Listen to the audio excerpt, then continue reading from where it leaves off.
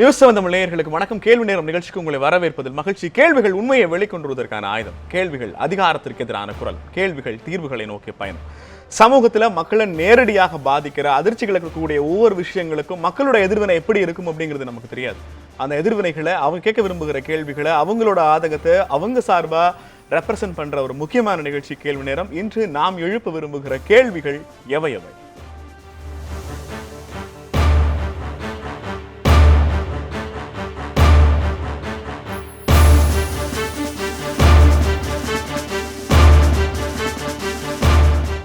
Case மானியத்தையும் ration பொருட்களையும் முன்வைத்து இன்று மத்திய மாநில அரசுகள் அடுத்தடுத்து வெளியிட்ட அதிரடி அறிவிப்புகள் பெரும் பதற்றத்தையும் பெரும் குழப்பத்தையும் ஏற்படுத்தி இருக்கின்றன. சமையல் கேஸ் சிலிண்டருக்கு வரும் ஆண்டிலிருந்து மானியம் கிடையாது என்பதுதான் இன்று கொளுத்தும் வெயிலில் வந்த முதல் அறிவிப்பு. அப்படி என்றால் இனி சிலிண்டர் விலை அதிரடியாக உயருமோ என்று அதிர்ச்சி வெளியிட்டனர் பொதுமக்கள். அந்த அதிர்ச்சி வெப்பத்திலிருந்து மீள்வதற்குள் தமிழக அரசு தன் பங்கிற்கு ஓர் அறிவிப்பை அரசிதழில் வெளியிட்டது. ஆண்டிற்கு 1 லட்சம் ரூபாய் வருமானம் பெறும் குடும்பத்தினருக்கு இனி ரேஷன் பொருட்கள் கிடையாது என்பதுதான் அந்த அறிவிப்பு. அந்த ஒற்றை அறிவிப்பின் மூலம் ஒட்டுமொத்த பொது விநியோக திட்டமும் ரத்தாக போகிறதோ என்று அலறத் தொடங்கிவிட்டனர் பொதுமக்கள். அந்த அலறல் சத்தம் அமைச்சர் காமராஜுக்கும் கேட்டுவிட்டது போல. அடுத்த நொடி செய்தியாளர்களை சந்தித்த அமைச்சர் காமராஜ் பொது விநியோக திட்டத்தில் மாற்றம் செய்யும் எண்ணம் தமிழக அரசுக்கு இல்லை, மத்திய அரசின் அறிவிப்பு தமிழ்நாட்டிற்கு பொருந்தாது என்ற ரீதியில் பேட்டி கொடுத்திருக்கிறார். இந்த இடத்தில் 2 கேள்விகள் எழுகின்றன. 1, அமல்படுத்தப்படாத விதிமுறைகளை எதற்காக அரசிதழில் வெளியிட்டது தமிழக அரசு? 2, அரசிதழில் வெளியிட்டு விட்டு எதிர்ப்பை எதிர்கொள்ள முடியாமல் சமாளிக்கிறாரா அமைச்சர் காமராஜ்? இந்த 2 கேள்விகளே இன்றைய கேள்வி நேரத்திற்கான களத்தையும் 5 அழுத்தமான கேள்விகளையும் எழுப்பியுள்ளன. கேஸ் மானிய ரத்து யாருக்கான நேரடி ஆபத்து? ரேஷன் பொருட்கள் விநியோகத்திற்கான கட்டுப்பாடு ஏற்புடையதா? ஒட்டுமொத்தமாக ரேஷன் திட்டத்தை முடக்க தயாராகிவிட்டனவா அரசுகள்? மத்திய அரசுக்கு பயந்தே ரேஷன் கட்டுப்பாடுகளை அரசிதழில் வெளியிட்டதா தமிழக அரசு? ரேஷன் திட்டத்தில் மாற்றமில்லை என்ற அமைச்சரின் மறுப்பை நம்பலாமா? இன்னும் பல கேள்விகளுடன் பயணிக்கிறது இன்றைய கேள்வி நேரம்.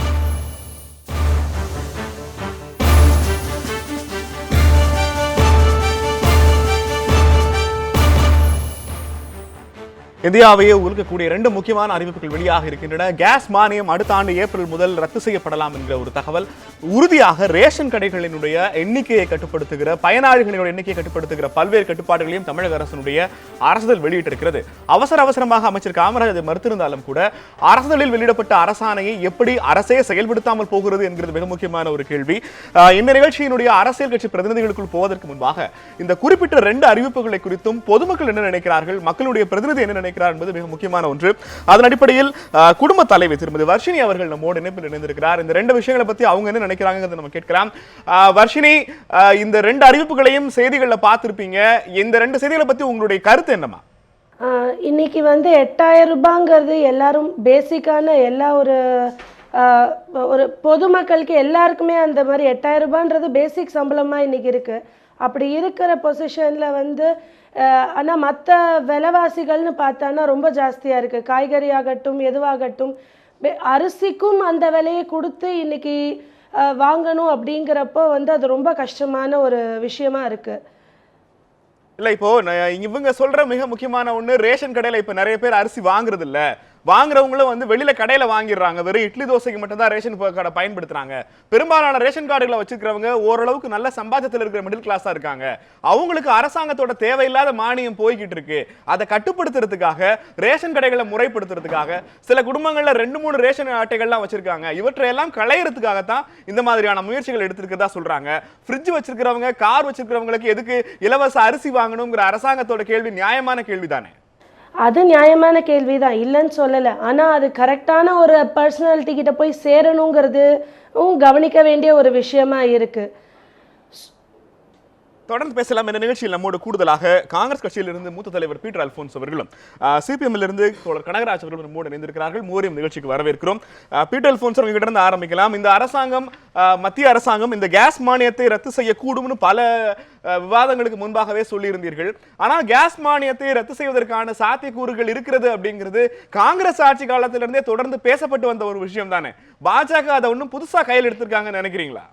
இல்லை நெல்சன், அதாவது எப்பொழுதுமே ஒவ்வொரு அரசிலும் ஒரு குறிப்பிட்ட அரசின் செலவினங்களை முறைப்படுத்துவதற்கான கோரிக்கைகளை பற்றிய வாதங்கள் வருகின்ற போது அதிகாரிகள் தரப்பிலே இதை போன்ற ஆலோசனைகள் சொல்லப்படுவது உண்டு. ஒரு அதிகாரியிடம், ஒரு IAS அதிகாரியிடம் கேட்டால் எப்படி செலவை குறைக்கலாம் என்று சொன்னால் முதலில் அவர் மானியங்களை குறைக்க வேண்டும் என்றுதான் சொல்லுவார். யாருடைய மானியம் என்பது அடுத்த கேள்வி. ஆனால் இன்று நீங்கள் இந்த அறிவிப்பு வந்திருக்கிறதே, இந்த அறிவிப்பு வருகின்ற இந்த ஜூலை மாதத்திலிருந்து மாதம் 4 ரூபாய் குறைக்க வேண்டும் என்கிற அறிவிப்பு. ஆனால் ஏற்கனவே மாதம் 2 ரூபாயை குறைத்துக் கொண்டிருக்கிறார்கள். அதை பற்றி நாம் எவ்வளவோ, நாங்களும் மார்க்சிய கம்யூனிஸ்ட் கட்சி, இந்திய கம்யூனிஸ்ட் கட்சியை போன்ற இடதுசாரி தோழர்களும் கடந்த காலங்களிலே சொல்லுகின்ற போது 2 ரூபாய் என்பது பெரிய அளவிலே மக்களுடைய கவனத்தையும் பத்திரிகைகளுடைய ஊடகங்களுடைய கவனத்தையும் ஈர்க்க முடியவில்லை. ஆனால் இந்த 4 ரூபாயா ஆக்கியிருக்கிறார்கள் ஒரே வருடத்திலே. முதலில் நீங்கள் பிரதமர் மோடி அவர்களுடைய பேச்சை நீங்கள் கேட்க வேண்டும். முதலில் என்ன சொன்னார் என்று சொன்னால், எல்லாரும் வாலண்டரியா நீங்க விட்டு கொடுங்க மானியத்தைன்னு சொன்னார். வாலண்டரியா விட்டு கொடுங்கன்னு சொன்ன பிறகு அடுத்த பிறகு என்ன சொன்னாங்கன்னா, வருமான வரி கட்டுவருக்கு இனிமே மானியம் கிடையாதுன்னு சொன்னாங்க.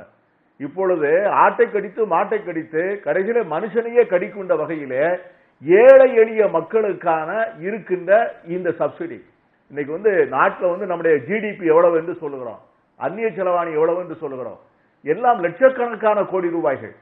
பெரிய கார்ப்பரேட் நிறுவனங்களுக்கு தள்ளுபடி செய்யப்பட்ட வராக்கடன்கள் எத்தனை என்று சொன்னால் லட்சக்கணக்கான கோடி ரூபாய்கள். பெரிய தொழிலதிபர்களுக்கு கொடுக்கின்ற தொழில் முதலீட்டு மானியம் எவ்வளவு என்று சொன்னால் லட்சக்கணக்கான கோடி ரூபாய்கள்.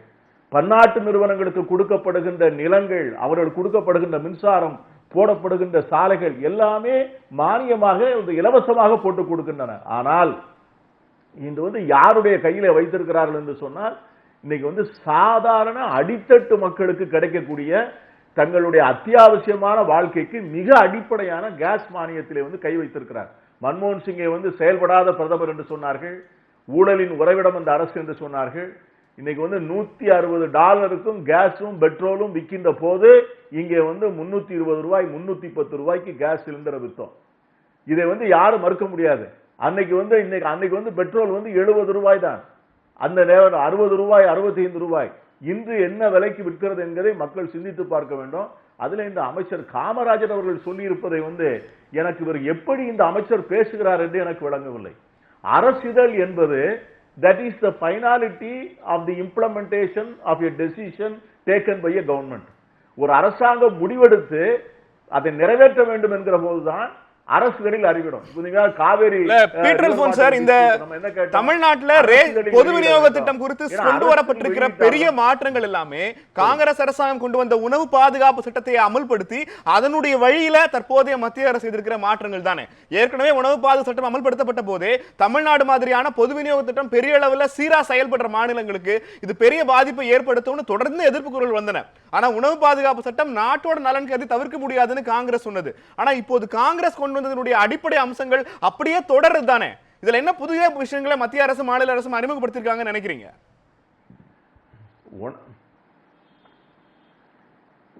உணவு பாதுகாப்பு சட்டம் என்பது காங்கிரஸ் அரசு கொண்டு வந்த போது அது தமிழ்நாட்டை போன்ற மேற்கு வங்க மாநிலத்தை போன்ற குடிமை பொருள் வழங்குவதற்கு முழு பாதுகாப்பு உள்ள மாநிலங்களுக்காக உருவாக்கப்பட்ட சட்டம் அல்ல. அந்த சட்டம் பல மாநிலங்களிலே ஏழை எளிய மக்களுக்கு அன்றாட தேவையான உணவுக்கு கூட பாதுகாப்பு இல்லாத சூழ்நிலையை மரத்தில் கொண்டு வரப்பட்ட அகில இந்திய சட்டம்.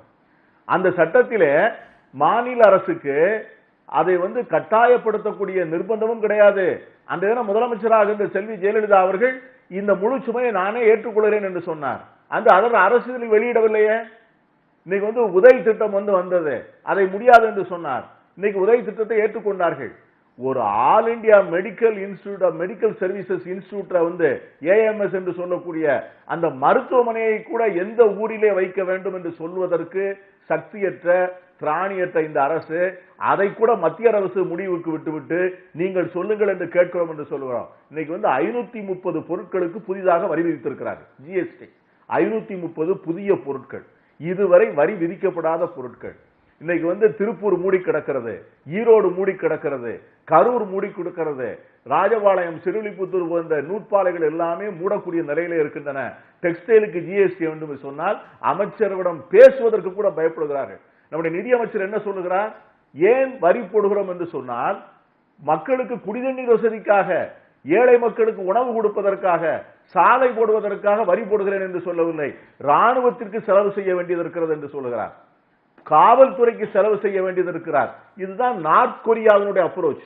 இந்த வடகொரிய நாட்டிலே என்ன நடக்கிறது என்று சொன்னால், மக்களுடைய முழு வரிப்பணம் முழுவதும் ராணுவத்திற்கும் ராணுவ தளவாடத்திற்கும் செலவிடப்படுகிறது.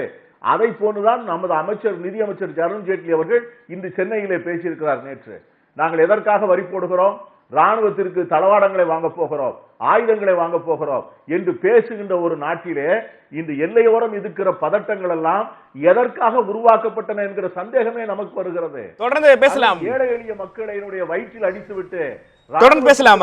வாங்க போகிறேன் என்று சொன்னால் நாட்டின் நிலைமை எதிர்காலம் எப்படி இருக்கும் என்று எனக்கு தெரியவில்லை. தொடர்ந்து பேசலாம். கனகராஜ் அவர்கள் கேட்க மிக முக்கியமான கேள்வி.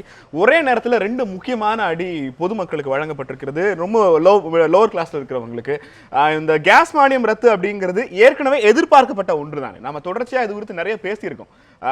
ஆதார் கொண்டு வந்த போதே கேஸ் மானியங்களை நீங்க நேரடியாக வங்கி கணக்கில் போட போறாங்க, பயனாளிகளுடைய நம்பகத்தன்மை அல்லது உண்மையை கண்டுபிடிக்க போறாங்க, அதன் மூலமாக செலவினங்களை குறைக்க போறாங்கிறது நீண்ட காலமாக பரிசீலிக்கப்பட்ட ஒரு திட்டம். அதற்கு பிறகு பீட்டர் அவர்கள் முன் வச்சது மாதிரி தானாகவே கேஸ் மானியம் வேண்டாம்னு சொன்ன நபர்களுடைய எண்ணிக்கை, அதனால மிச்சப்படுத்தப்பட்ட தொகையின் சர்ச்சை ரொம்ப தொடர்ந்து பெருசானது. இப்போ இந்த முடிவை மத்திய அரசு எடுத்திருப்பதற்கான காரணம் என்ன? எதிர்கட்சிகளுடைய எதிர்ப்புக்கு அடுத்து இதை அமல்படுத்த முடியும்னு நம்புறீங்களா? இல்லை, அதாவது நீங்கள் இதை அரசுன்னு சொல்கிறீங்க. இதை அரசுன்னு சொன்னீங்கன்னா அரசை என்னவென்று சொல்வீர்கள் என்று தலைப்பே யாருக்கானது அரசுன்னு தான் வச்சிருக்கோம். அதான், இதை அரசுன்னு சொன்னால் அரசை நீங்கள் என்னன்னு சொல்லுவீங்கன்னு எனக்கு ஒரு சந்தேகம் இருக்கிறது. நான் என்ன கேட்க விரும்புகிறேன்னா, ஏழை எளிய மக்கள் இந்தியாவில் அவர்களுக்கான சப்சிடி என்பது மிக பிரதானமாக 3 F'ல அடங்கும். 1 ஃபெர்டிலைசர் உரம், 2 ஃபியூயல் எரிபொருள், 3 ஃபுட் உணவு. இந்த 3க்கும் தான் பிரதானமாக ஏழை மக்களுக்கான மானியம் என்பது கொடுக்கப்படுகிறது. இதை தாண்டி கல்விக்கு ஒரு சிறிதளவு மானியம் என்பது வழங்கப்படுகிறது. இந்த 4 அம்சங்களையும் இந்த கடந்த காலத்தில் இருந்து இந்த அரசாங்கம் எப்படி மாற்றி இருக்கிறது என்பது. நீங்கள் ஒரு கேள்வி கேட்டீங்க, இதெல்லாம் எதிர்பார்த்தம் தானே அப்படின்னு கேட்டீங்க. ஆனால் நான் என்ன சொல்ல விரும்புகிறேன்னா, இதுவெல்லாம் இப்படி நடக்காது என்று பிஜேபியும் அந்த அமைச்சர்களும் பேசினார்கள் கடந்த காலத்தில் 2014க்கு முன்பாக. அதிலும் குறிப்பாக 2014 ஜனவரி மாதத்தில் ஒரு பெட்ரோலிய பொருள் விலையும் நீங்கள் சமையல் எரிவாயு விலையும் உயர்த்தப்பட்ட போது நம்முடைய ஜவடேக்கர் எப்படியெல்லாம் பேசினார் என்பது நமக்கெல்லாம் தெரியும். அது ஜெசியா வரியை போன்று இப்படி இன்டர்நேஷ்னல் மார்க்கெட்டில் நீங்கள் கச்சா எண்ணெய் விலை உயர்ந்தால் உடனே ஏற்றுவேன்னு சொல்கிறது ஒரு ஜெசியா வரியை போன்றது என்றெல்லாம் அவர் குறிப்பிட்டு பேசினார். மிகப்பெரிய அளவுக்கு அவர்கள் போராட்டங்களை நடத்தினார்கள்.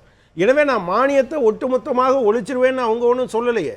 ஆனால் நாங்கள் சொன்னோம், நீங்கள் இதை பல பேர் கடந்த காலத்தில் டிஃபெண்ட் பண்ணும்போது கூட இதெல்லாம் அப்படி நடக்காது என்று சொன்னபோது நாங்கள் சொல்லிக்கொண்டே இருந்தோம். இது உலக வங்கியின் நிர்பந்தத்தின் காரணமாக சொல்லப்படுவது.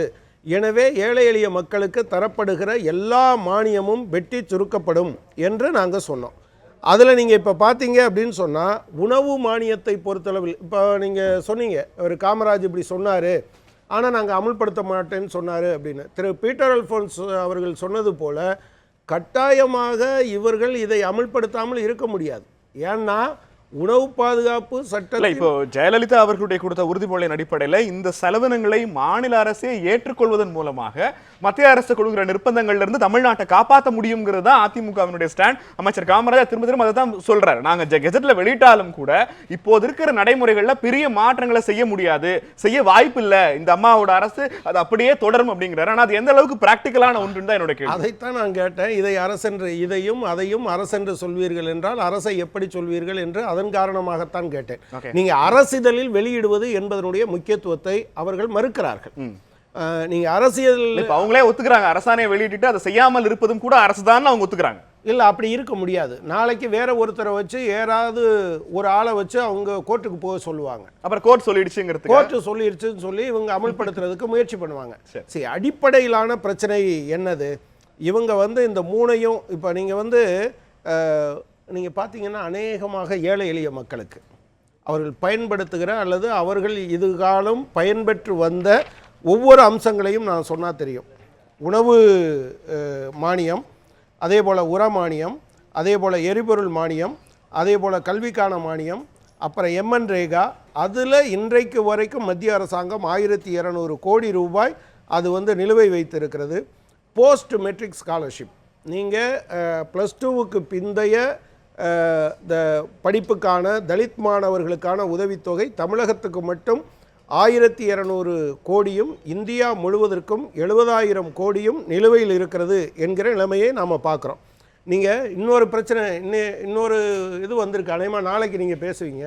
ஸ்டேட் பேங்க் ஆஃப் இந்தியா என்ன சொல்லிட்டாங்கன்னா, சேவிங்ஸ் பேங்க்கில் பணம் வச்சுருந்தா இதுவரையிலும் 4% வட்டி கொடுத்ததை 3.5% வட்டியாக குறைத்திருக்கிறார்கள் என்று அவங்க சொல்லிட்டாங்க. அப்போ நீங்கள் இந்த நாடு என்பது, ஆனால் இன்னொரு பக்கம் திரு பீட்டர் அல்ஃபோன்ஸ் அவர்கள் சொன்னது போல ஃபோர்கான் ரெவன்யூஸ், கடந்த 3 ஆண்டுகளில் மட்டும் பிஜேபி ஆட்சி பொறுப்புக்கு வந்த பிறகு மட்டும் 13 லட்சம் கோடிகள் பெருமுதலாளிகளுக்கும் அந்நிய முதலாளிகளுக்கும் விட்டு கொடுக்கப்பட்டு இருக்கிறது. நீங்கள் இதெல்லாம் வந்து இந்த அரசாங்கம் பெருமுதலாளிகளுக்கும் அந்நிய முதலாளிகளுக்கும் ஆதரவான அரசாங்கம் என்பதை வெளிப்படுத்துகிறது. இன்றைக்கும் BMW கார் வாங்குறதுக்கு 7% வட்டியும், டிராக்டர் வாங்குவதற்கு 14% வட்டியிலும் கடன் கொடுக்கிற வங்கிகள் தான் நம்முடைய பொதுத்துறை வங்கிகள். மக்களுக்கான அரசு இல்லைங்கிறது தான் நீங்க திரும்ப திரும்ப முன்வைக்கிறீங்க. நான் இது அரசே இல்லைன்னு சொல்றேன். நீங்க ஏழை எளிய மக்கள்ல நான் இதை சொன்ன எந்த ஒரு விஷயத்தையாவது இதுதான் ஏழைகளுக்கு இந்த அரசாங்கம் செய்கிற. தொடர்ந்து பேசலாம் கனகராஜ். நமக்கு நம்முடைய இந்த அவையில் பாட்டாளி மக்கள் கட்சியிலிருந்து மூத்த வழக்கறிஞர் பாலு அவர்கள் நம்மோடு இணைந்திருக்கிறார். அவர் இந்த நிகழ்ச்சிக்கு வரவேற்கிறோம். ஏறக்குறைய ரேஷன் கடைகள் தொடர்பான அறிவிப்பை தமிழகத்தில் முதன்முறையாக ஒரு எச்சரிக்கை உணர்வோடு வெளியிட்ட கட்சி பாட்டாளி மக்கள் கட்சி. ராமதாஸ் அவர்கள் 8333 ரூபாய்க்கு மேல நீங்க சம்பளம் மாசம் வாங்கினீங்கன்னா உங்களுக்கு ரேஷன் பொருள் கிடையாதுங்கிறது அப்ப பெரிய அளவில் முன்வைக்கப்பட்டது. ஆனா பெரிய அளவில் அது அப்போது கவனிக்கப்படல. இப்போது அரசாங்கம் இந்த திட்டத்தை அறிவிச்சிருந்தாலும் கூட அமைச்சர் காமராஜ் என்ன சொல்றாருன்னா, மத்திய அரசாங்கத்தினுடைய உணவு பாதுகாப்பு சட்டத்தில் தமிழகம் அங்கம் வகிக்காது, மத்திய அரசு சொல்லிடுச்சுங்கிறதுக்காக நாங்க வந்து ஒரு ஜீவோ போட்டிருக்கோம், இப்போது இருக்கிற நடைமுறையில எந்த மாற்றமும் இருக்காது அப்படிங்கிறாங்க. கனகராஜ் அவர்கள் நீங்க வர்றதுக்கு முன்பாக தொடர்ச்சியாக முன் வச்சது, ஒரு சின்ன கேஸ் வந்து கோர்ட்ல ஃபைல் ஆனாலுமே அரசு ஆணையை கடைபிடிக்கும்படி ஒருவேளை நீதிமன்றம் உத்தரவிட்டால் நீதிமன்றம் சொல்லிடுச்சுங்கிறதுக்காக இந்த மாற்றங்களை செய்கிறோம்னு ஒருவேளை சொல்லலாம் அப்படிங்கிறது அதிமுகவோட ஸ்டாண்டாக இருக்குமா? ஏறக்குறைய என்னுடைய கருத்தை தான் அண்ணன் அவர்கள், தோழர் அவர்கள் இப்பொழுது பாட்டாளி மக்கள் கட்சியினுடைய நிலைப்பாட்டை தான் தோழர் அவர்கள் எடுத்து வைத்திருப்பார்கள்.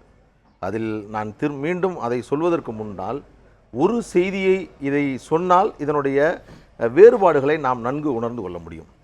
மத்திய அரசு இந்த தேசிய உணவு பாதுகாப்பு சட்டம் சொன்னது, எனவே நாங்கள் இதை மேற்கொள்கிறோம் என்று பொருளாதார ரீதியில் மேலே இருப்பவர்கள் கீழே இருப்பவர்கள் கணக்கெடுக்கக்கூடிய தமிழக அரசு, அது தமிழ்நாட்டிற்கு தேவையானது இப்பொழுது அல்ல. இப்பொழுது தேவை உச்சநீதிமன்றம் சொன்னது, தமிழ்நாட்டில் 69% இடஒதுக்கீட்டை அமல்படுத்துகிறீர்கள், உங்களுக்கு 69% தேவை என்பதற்கான என்ன புள்ளி விவரம் இருக்கிறது? மண்டல் கமிஷனையும் அம்பாசங்கருடைய கமிட்டியையும் 1951 அறிக்கையும் வைத்துக் கொண்டு சொல்லுகிறீர்கள். உங்களிடம் தற்பொழுது என்ன புள்ளி விவரம் இருக்கிறது என்று உச்சநீதிமன்றம் சொல்லி அதற்கு ஓராண்டு காலம் அவகாசம் கொடுத்து இன்று வரை தமிழ்நாட்டில் கல்வி சமூக நிலையில் பின்தங்கி இருக்கக்கூடியவருடைய பட்டியலை இந்த அரசு எடுத்திருக்கிறதா? இதுதான் தமிழ்நாட்டிற்கு தேவை. பொருளாதார ரீதியில் மேலே இருப்பது கீழே இருப்பதை கணக்கெடுப்பது மத்திய அரசு சொன்னவுடன் நாங்கள் அதை அமல்படுத்த மாட்டோம், எனவே நான் என்றாலும் எடுக்கிறோம் என்று சொல்கிறீர்கள். அமல்படுத்தாத ஒன்றுக்கு எடுக்கக்கூடிய தமிழக அரசு சமூக நீதியை நிலைநாட்டுவதற்கு யாருக்கு இந்த இடஒதுக்கீடு செல்ல வேண்டும், சமூக நீதியை பயன்படக்கூடியவர்கள் பயனாளிகள் யார் என்பதை கண்டறிய வேண்டும் என்று உச்சநீதிமன்றம் சொன்ன விஷயத்தை தமிழக அரசு என்ன செய்தது? இன்றைக்கு சொல்லுகிறார்கள், நீங்கள் குறிப்பிட்டதை போன்று 8333 ரூபாய், அது ஒரு வருவாயா? அதை வைத்துக்கொண்டு இன்றைக்கு ஒரு நாட்டில் ஒரு மாதத்தை ஒருவர் கழித்து விட முடியுமா? இன்றைக்கு இதுதான் சொல்றாங்க. நான் சொல்றேன் 8330 ஒரு குடும்பம் இருங்க, அதாவது குடும்பம். நான் சொல்றேன், நீங்க இதுக்கு முன்னாடி ஒன்று சொன்னா உங்களுக்கு புரியும். 2002ஆம் ஆண்டு ஜெயலலிதா அவர்கள் ஒரு திட்டத்தை அறிவிச்சாங்க, 5000க்கு மேல் இருந்தால் அரிசி கிடையாதுன்னு.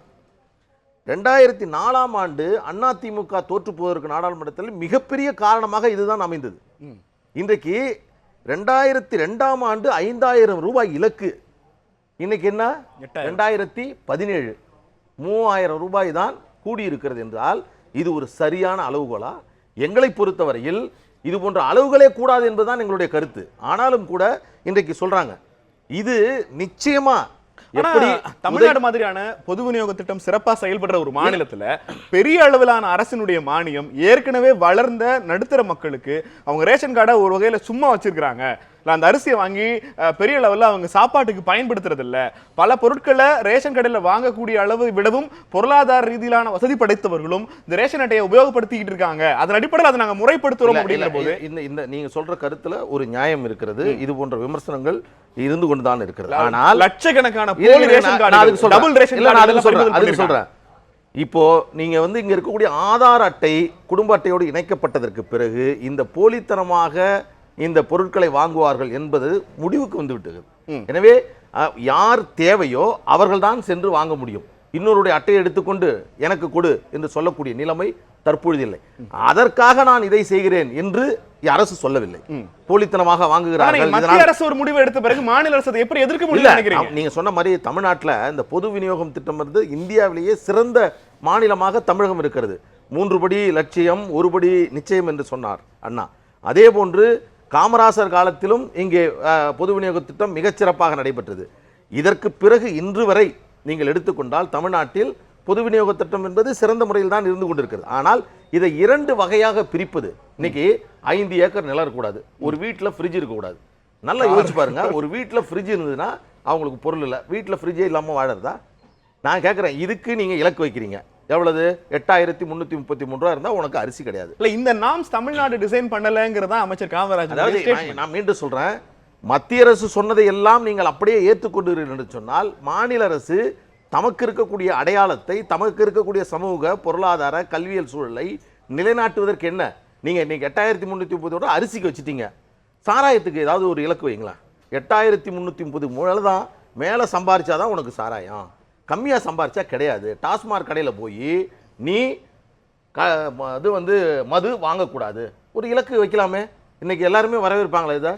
எனவே இது மாநில அரசு ஒரு இக்கட்டில் இருக்காங்களா? மத்திய அரசு சொல்றதை செஞ்சாகணுங்கிற ஒரு இக்கட்டில் இருக்காங்க. இன்னைக்கு சொல்றேன், இந்த அரசாணை வெளியிட்டதற்கும் இந்த கணக்கெடுப்பு எடுப்பதற்குமான அடிப்படை காரணம் இது இன்னும் ஓரிரு மாதங்களில் நிச்சயமாக தமிழ்நாட்டில் அமல்படுத்த போகிறது. ஏனென்றால் தமிழ்நாட்டில் பொருளாதார காமராஜருடைய ஸ்டேட்மெண்ட் உண்மை இல்லைங்க, நிச்சயமா இருக்க முடியாது. அவர் மகான் அல்ல. இன்னைக்கு நீட் தேர்வில் தமிழக அரசு என்ன சொன்னது? நிச்சயமா இந்த ஆண்டு விலக்கு என்றார்கள். என்ன நடந்தது? இன்றைக்கு என்ன உயர்நீதிமன்றத்தில் நடந்தது? எனவே தமிழக அரசினுடைய இருக்கக்கூடிய இந்த அமைச்சர்களும் இந்த அரசும் ஒரு நடுநிலையான நேர்மையான அதே போன்று ஒரு சிறத்தன்மை வாய்ந்த ஒரு அரசாக இது இல்லை. எப்படிவே காமராசர் அவர்கள் சொல்வதை அந்த காமராசரை போன்று நமது முன்னாள் முதலமைச்சர் காமராசர் போன்று நாம் எடுத்துக்கொள்ள முடியாது. தயவு செய்து நீங்க இதை புரிஞ்சுக்கணும். தமிழ்நாட்டில் இது போன்ற ஒரு நடைமுறையை பொருளாதார ரீதியில் 2ஆக பிரிப்பதும் இவர்களுக்கு மட்டும்தான் இவர்களுக்கு இல்லை என்று சொல்வதும் மிக மிக மோசமானது என்று பேசலாம். நம்மோடு பொருளாதார நிபுணர் அவர்கள் இணைந்திருக்கிறார், அவர் குறித்து பேசலாம். சார் வணக்கம். இங்க இன்றைய வெளிவந்திருக்கிற அறிவிப்புகள், குறிப்பா 2 முக்கியமான அறிவிப்புகள் வெளியாக இருக்கிறது. ஒன்று கேஸ் மானியம் ரத்து, இன்னொன்று ரேஷன் பொருட்கள் மீதான கட்டுப்பாடு. இந்த கேஸ் மானியம் ரத்து அப்படிங்கிற அரசாங்கத்தினுடைய நடவடிக்கை பொதுமக்களை பாதிக்காதா? அருண் சார்.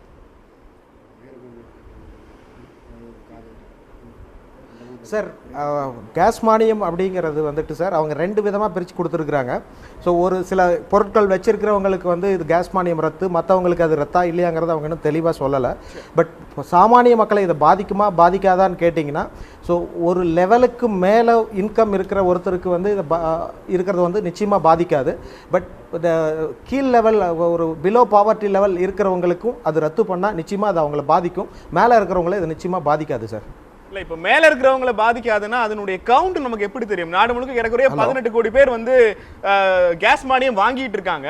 இப்ப அவங்க சந்தை விலையில கேஸ் சிலிண்டர் வாங்குறதுங்கிறது அவங்களுக்கு எந்த வகையில சரியா இருக்கும்? இதெல்லாம் கணக்கு வச்சு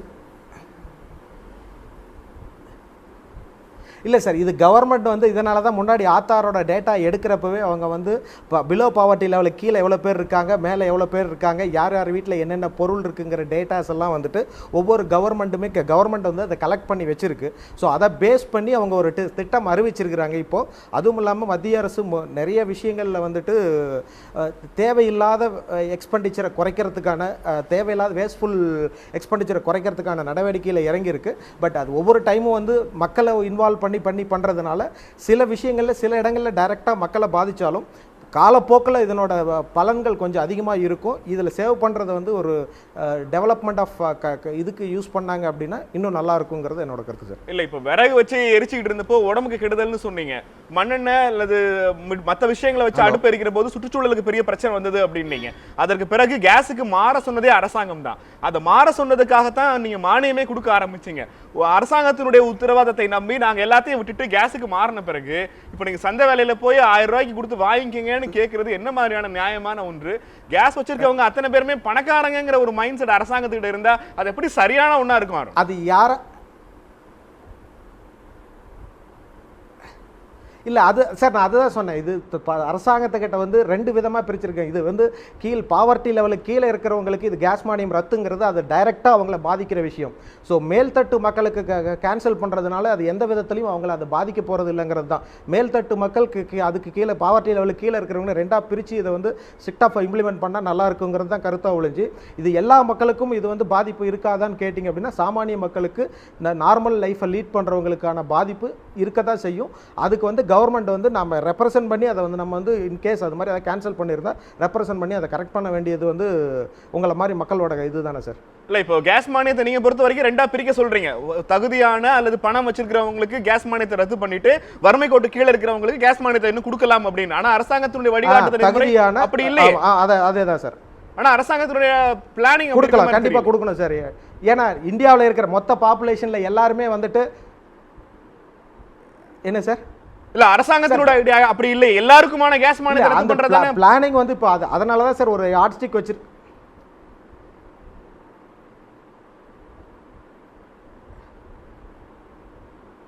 ஹலோ அருண் நினைச்சிருக்கீங்க இல்ல அரசாங்கத்தினுடைய இந்த முடிவு? ஹலோ அருண் நினைச்சிருக்கீங்களா? சொல்லுங்க சார். அது இருக்க லைன்ல தான் இருக்கு சார். அருண், மத்திய அரசாங்கம் இந்த முடிவை எடுத்திருக்கிறது அப்படிங்கிறது செலவை குறைக்கிறதுக்கான நடவடிக்கை.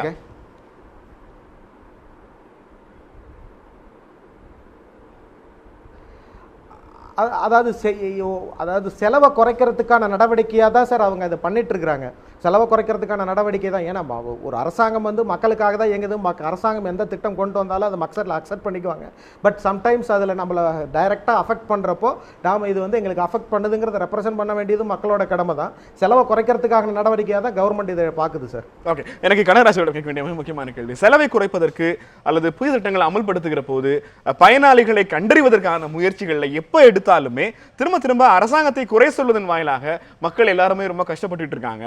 அவங்க இந்த விஷயங்களை கை வைக்காதீங்க எதிர்க்கட்சிகள் தொடர்ந்து முன்வைப்பதனால் மத்திய அரசாங்கம் நாடு தழுவிய அளவில் ஒரு ஒற்றை ஒரு யூனிஃபார்ம் சிஸ்டத்தை உருவாக்குறதுக்குள்ள ஒரு பெரிய கட்டுப்பாடுகளை நீங்களே உருவாக்கிட்டு இருக்கீங்களா கனகராஜ்? யூனிஃபார்ம் சிஸ்டம் எப்படிங்க உருவாக்குவீங்க? மேட்லையும் பள்ளத்திலையும் இருக்கிறவனை யூனிஃபார்மாக கொண்டு வரணும்னு சொல்றதே மேட்டில் இருக்கவனுக்கு ஆதரவானது. இங்கே நீங்கள் இருக்கக்கூடிய எல்லா பெட்ரோல் பங்க்லையும் பார்த்துக்கிட்டு இருக்கீங்களே, பிரதமர் சிரிச்சுக்கிட்டு இருக்காரு. என்ன சொல்கிறாரு? நாங்கள் 2,80,00,000 பேருக்கு இதுவரையிலும் எந்த வசதி வாய்ப்பும் இல்லாமல் கேஸே வாங்காதவனுக்கு நான் கொடுத்தேன்னு சொன்னார். இப்போ அதை பறிச்சிருவீங்கள்ல நீங்கள்? நான் என்ன கேட்குறேன்னா, எப்போதுமே அருண்ஜேட்லி சொன்னார், எனக்கு எதுக்கு கேஸு சப்சிடியில் வரணும்னு கேட்டார். இவர்கள் யாரை முன்வைக்கிறார்கள்? அருண்ஜேட்லியை நீங்கள் முன் வச்சு ஏழை எளிய சாதாரண மனிதனை நீங்கள் அடைக்க ஒடுக்குறீங்க. இன்னொன்று, நீங்கள் ரேஷன் சம்மந்தமாக சொன்னது தமிழக அரசாங்கம் இல்லை, நீங்கள் இடதுசாரி அரசாங்கம் இங்கே உட்கார்ந்திருந்தால் கூட இன்றைக்கு நீங்கள் ஒட்டுமொத்தமாக மத்திய அரசாங்கத்தினுடைய இந்த சட்டத்தை மீறிவிட முடியாது என்பது ஒரு யதார்த்தமான சூழல் என்பதை நான் சொல்ல விரும்புகிறேன். அவன் என்ன பண்ணுறான்னா, ஒரு திட்டத்தை நீங்கள் அமல்படுத்தலைனா, பிஜேபி அதனுடைய எலெக்ஷன் மேனிஃபெஸ்டோவில் என்ன சொல்லியிருக்குன்னா, food security universal public distribution என்பதுதான் எங்களுடைய நோக்கம். நாங்கள் வந்தால் அனைவருக்குமான பொது விநியோகம் தான். நாங்கள் வந்தோம்னா இந்த உணவு பாதுகாப்பு சட்டத்தை நாங்கள் கைவிடுவோம் என்றுதான் அவர்கள் எழுதி வச்சாங்க. ஏன்னா அவ்வளோ பெரிய கஷ்டம். ஆனால் இன்றைக்கி என்ன சொல்லுவாங்கன்னா, நீங்கள் எந்த ஒன்றை கொண்டு வந்தாலும் சரி, என்ன பண்ணுவாங்கன்னா, அதை அமல்படுத்தவில்லை என்றால் நீங்கள் வேறு மானியங்களை வேறு கிராண்ட் எதையும் அவங்க கொடுக்க மாட்டாங்க. ஓகே, அப்படி ஒரு நிர்பந்தத்தை உருவாக்குவார்கள். சார் சொன்னார் மேலே கீழேன்னு உருவாக்கணும்னு. நார்மலாக எப்போதுமே அதை இல்லாமல் செய்வதற்கு ஆரம்பிக்கிற போது அதைத்தான் சொல்வார்கள். நீங்கள் வரிசையாக பார்த்தீங்கன்னா இந்த அரசு நேர்மையற்ற அரசு. அது சொல்லுகிற போது அதை தெளிவாலாம் சொல்கிறதில்ல. ஏழைகளுக்காக நிற்போம் என்று சொல்றாங்க. நான் கேட்கிறேன், வேலை வாய்ப்பை உருவாக்குவதற்காகத்தான் நாங்கள் இவ்வளவு கொடுக்கிறோம் என்று ஃபோர்கான் ரெவன்யூஸ் நீங்க சொன்னீங்க, சொத்து வரியை ரத்து பண்ணீங்க, கார்பரேட் டாக்ஸை குறைச்சிங்க.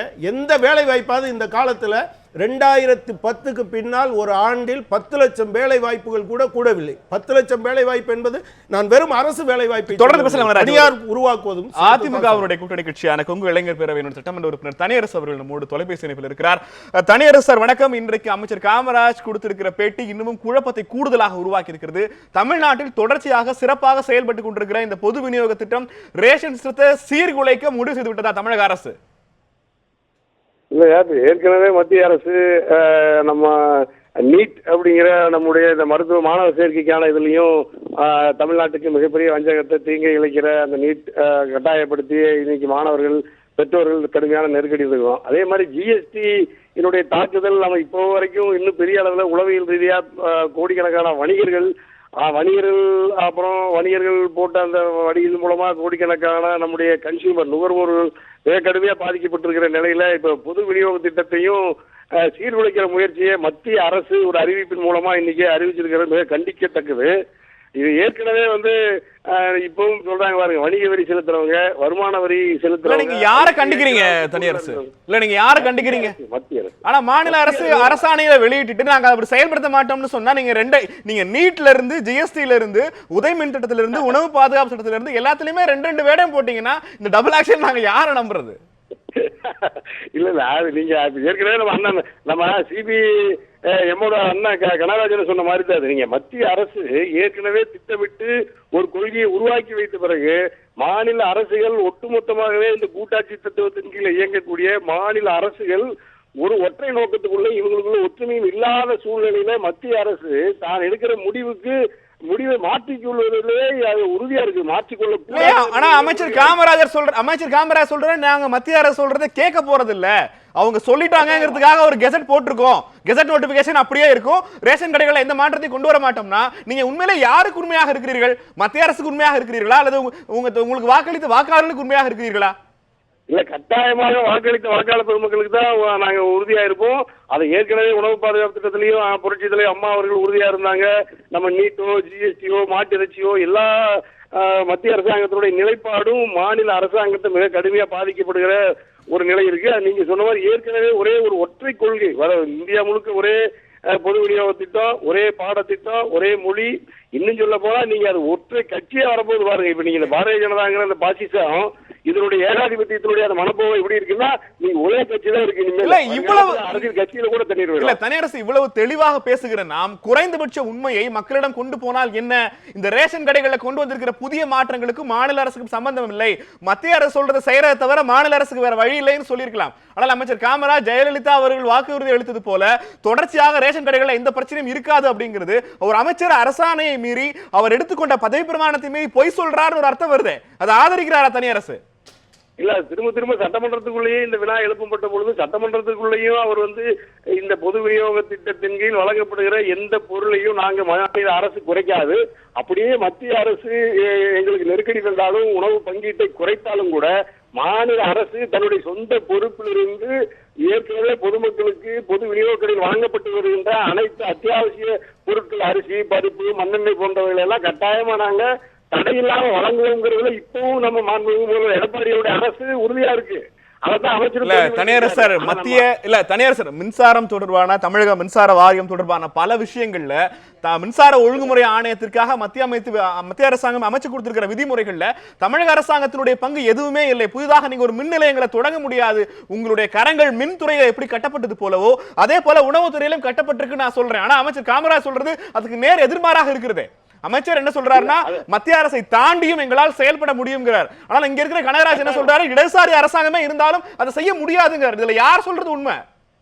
இல்ல, அதைத்தான் நான் சொல்றேன். இப்ப நம்ம கனகராஜ் என்ன சொன்னதுலயும் ஒரு உண்மை இருக்கு. நம்ம மாநில மத்திய அரசு தருகிற அழுத்தம் அளவுக்கு மீறி இருக்கிற பொழுது மாநில அரசு அதுக்கு வளைந்து நெளிந்து அதுக்கு அதோட ஒத்து போகக்கூடிய சூழ்நிலை உருவாக்குறது தான் மத்திய அரசு இப்ப தந்திரமா செயல்படுறாங்க.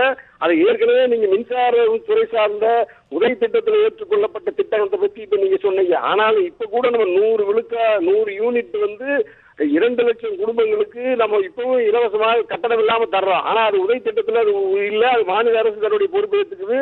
விவசாயிகளுக்கு கிட்டத்தட்ட அனைத்து விவசாய மின் இணைப்புகளுக்கும் நம்ம கட்டணம் இல்லாம மின்சாரம் தர்றதையும் நம்ம எப்படி மாநில அரசு தன்னுடைய சொந்த செலவு ஏற்றுக்கிட்டு மத்திய அரசுடைய அந்த திணிப்பை மக்கள் மீது திணிக்காம பாதுகாக்கிறதோ, அதே போல தேசிய இந்த உணவு பாதுகாப்பு திட்டம் பொது விநியோக திட்டத்தின் பங்களிப்பையும் மத்திய அரசு என்னதான் நெருக்கடி தந்தாலும் கட்டுப்பாடுகளை விதித்தாலும் தமிழ்நாட்டில் இருக்கக்கூடிய 2 லட்சம் சுமார் குடும்ப அட்டைதாரர்களுக்கு நம்முடைய இதுவரை வழங்கப்பட்டிருக்கிற பொருட்கள் ஒரே நிமிஷம் தனியரசு கனகராஜ் அவர்களுக்கு கேட்க விரும்புகிறேன். சொல்லுங்க கனகராஜ். இல்லை திரு மரியாதைக்குரிய தனியரசு அவர்களுக்கு என்னுடைய கேள்வி என்னன்னா, நீங்கள் இந்த சிறப்பு பொது விநியோக திட்டம் என்பது தமிழக அரசாங்கம் நிறைவேற்றி வந்தது. அதுதான் அரிசி, பருப்பு, நீங்கள் எண்ணெய் உள்ளிட்ட அம்சங்களை அதன் மூலமாகத்தான் வழங்கி கொண்டிருந்தது. அதுக்கு தான் 1500 கோடி ரூபா, மொத்தம் 5000 கோடியில் 1500 கோடி ரூபா அதுக்கு ஒதுக்குறோன்னு சொன்னாங்க. அதை நிறுத்திட்டாங்க. இதுவரை அதை ரெஸ்டோர் பண்ணல. நம்பர் 1. ரெண்டாவது என்னுடைய கேள்வி, நீங்கள் நீட்டில் இருந்து இவ்வளவு பெருசாக அடுக்குன அத்தனை விஷயத்திலையும் எதிராக இருக்கக்கூடிய ஒரு அரசாங்கத்தோடு அவங்க எதுவும் கேட்காமலேயே ஆதரவு கொடுக்குறீங்களே, அது மிகப்பெரிய பிரச்சனையை தமிழகத்துக்கு இன்னும் கூடுதல் பிரச்சனையை உருவாக்காதா? ஒரு பிரசிடென்ட்டும் அவங்க ஆளுக்கு வந்துட்டா அப்படி ஒரு நிலைமையை உருவாக்காதா? இல்லை, நீங்க அண்ணன் சொன்னதை நான் அமைச்சர்கள்கிட்டையும் சட்டமன்ற உறுப்பினர்கள் இருக்கிற பெருவாரியா இருக்கிற இடத்துல நீங்க சொல்றது நான் தெளிவா விளக்கமா சொன்னா, நீங்க நம்ம இப்ப இருக்கிற நெருக்கடி ஏற்கனவே மத்திய அரசாங்கம் எப்படி திராவிட முன்னேற்ற கழகம் காங்கிரஸ் கட்சியினுடைய எல்லா கோட்பாடு கொள்கைகளையும் ஏற்றுக்கொண்டதனால் திராவிட முன்னேற்ற கழகத்துக்கு தமிழ்நாட்டு மக்களிடத்துல ஒரு மிகப்பெரிய எதிர்ப்பு வந்ததோ, அதே போல பாரதிய ஜனதா கட்சி தன்னுடைய தேசிய கொள்கைகளை திட்டங்களை தமிழ்நாட்டு மக்களுக்கு விரோதமாக செயல்படுகிற பொழுது அனைத்து இந்திய அண்ணா திராவிட முன்னேற்ற கழகத்தின் மீது தமிழ்நாட்டு மக்கள் வைத்திருக்கிற இந்த நம்பிக்கையை நாம் கேள்விக்குறியாக்குவதற்கான வாய்ப்பை திறந்துவிடக் கூடாதுன்னு நான் இதே அமைச்சர்களிடத்திலையும் சட்டமன்ற உறுப்பினரிடத்திலையும் தனிப்பட்ட முறையிலையும் நேரடியா மணிக்கணக்கில் அண்ணன் நீங்க கனகராஜன் சொன்ன மாதிரி அதை விலக்கி சொல்லியிருக்கிறேன். நான் எங்க இருந்து அவங்க கொடுக்க முடியும்? அதாவது புதுசா இப்போது தமிழக அரசாங்கம் ஏதாவது வரி போட முடியுமா ஜிஎஸ்டி வந்த பிறகு? அதாவது மாநில அரசாங்கம் நினைக்குது சரி இன்னாட்ட வரி போட்டு அதையெல்லாம் எடுத்து நாம கொடுக்கலாம். ஒரே நிமிஷம் கனகராஜ். பீட்டர் அவர்களை நம்முடைய இணைய விரும்புகிறார். பீட்டர் அல்போன்ஸ் சொல்லுங்க.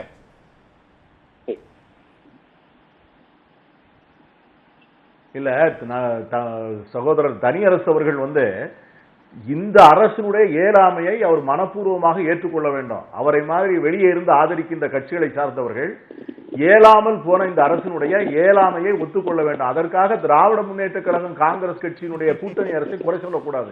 பல்வேறு காலகட்டங்களிலே அன்றைய தினம் முதலமைச்சராக இருந்த திராவிட முன்னேற்ற கழக தலைவர் இது தமிழ்நாட்டிற்கு பொருந்தாது என்கிற உறுதியான நிலைப்பாட்டை எடுத்திருக்கிறார். சில முதலீடுகள் தந்தால்தான் அடுத்த கட்ட நகர்வு என்று சொல்லியிருக்கிறார். தோழர் கனகராஜ் அருமையாக சொன்னார். நேற்றைய தினம் ராமேஸ்வரத்திலே அவ்வளவு பெரிய வரவேற்பு மடல் வாசிக்கிறாரே நம்முடைய முதலமைச்சர் நரேந்திர மோடி அவர்களுக்கு. தாயுள்ளத்தோடு செய்த தமிழகத்தை கவனிக்கிற பிரதமர் என்று சொல்லுகிறார். இன்னைக்கு நம்முடைய அமைச்சர்கள் மாறி மாறி நான் கேட்கிறேன், இன்றைக்கு இதையிலே கை வைக்கிறீர்கள் இந்த மானியத்தை, எம்எல்ஏக்கள் ஊதியத்தை லட்சம் ரூபாய்க்கு உயர்த்துகிறீர்கள். அரசு ஊழியர்களுடைய பே கமிஷன் வருடா வருடம் நடக்கிறது. கார்ப்பரேட் நிறுவனங்களுக்கு கொடுக்க வேண்டிய சலுகைகள் கொடுக்கப்படுகின்றன. ஆகவே செலவுகளை குறைக்க வேண்டும் என்று பொருளாதார நிபுணர் சொல்லுகிறாரே, இவர்களெல்லாம் செலவுகளை குறைக்காமல் இந்த ஏழை எளிய மக்கள் மட்டும் தாங்கள் வாங்குகிற வயிற்று பிழைப்புக்காக வாங்குவதை குறைக்க வேண்டும் என்று சொல்வது எந்த வகையில நியாயமாக இருக்க முடியும்? அதை மத்திய அரசு செய்கிறது என்று சொன்னால் மாநில அரசுக்கு இனிமேல் அவசியமே இல்லையே. மோடி பிரதமர், மாநிலத்திலே ஒரு ஆளுநர், முடிந்து போய்விட்டது. இதற்கு ஏன் ஒரு அரசு, எம்எல்ஏக்கள், இதற்காக 35 அமைச்சர்கள், அவருக்கு காரு, ஆபீஸ், போலீஸ் பந்தோபஸ்து எதற்கு? ஆகவே இதை எதிர்த்து கேட்க வேண்டிய மாநில அரசு அப்படி எதிர்த்து கேட்க முடியவில்லை என்று சொன்னால் ஒரே வழி எல்லோரும் ராஜினாமா செய்ய வேண்டியதுதான். தமிழக அரசு இன்று மனப்பூர்வமாக தங்களால் முடியவில்லை, எங்களுக்கு வேறு வழி இல்லை என்று சொல்லுகின்ற போது பதவியில இருப்பதற்கு என்ன நியாயம் இருக்கிறது என்று கேட்கிறேன். இன்னைக்கு நீட் தேர்வு இருக்கிறது. நீட் தேர்வு சட்டமாண்டு இருந்தது. ஆனால் திராவிட முன்னேற்ற கழகத்தால் அந்த தேர்வு நடத்த முடியாமல் தடுக்க முடிந்தது அல்லவா? நீங்க அதை செஞ்சிருக்கணும் அல்லவா? அன்னைக்கு ஜல்லிக்கட்டுக்கு தடை இருந்தது மத்திய அரசு. ஆனால் தமிழகத்திலே மட்டும் தடை இல்லாமல் செய்வதற்கான திராணி என்று திராவிட முன்னேற்ற கழகத்துக்கு இருந்த திராவிட முன்னேற்ற கழகம் ஆட்சியில் இருக்கின்ற வரை ஜல்லிக்கட்டு தடை செய்யவில்லை அல்லவா? நீட் தேர்வு நடத்தவில்லை அல்லவா? ஆகவே அதை போன்ற கேள்விகளை நண்பர் தனியரசு அவர்கள் மாநிலத்தின் நலம் சார்ந்த பார்வையோடு அணுக வேண்டும் என்பதுதான் என்னுடைய கேள்வி. தனியரசு அவர்கள் பீட்டர் அல்போன்ஸ் அவர்களுடைய குற்றச்சாட்டுக்கு பதிலளிப்பார். ஒரு சிறிய விளம்பர இடைவேளைக்கு பிறகு கேள்வி நேரம் தொடரும்.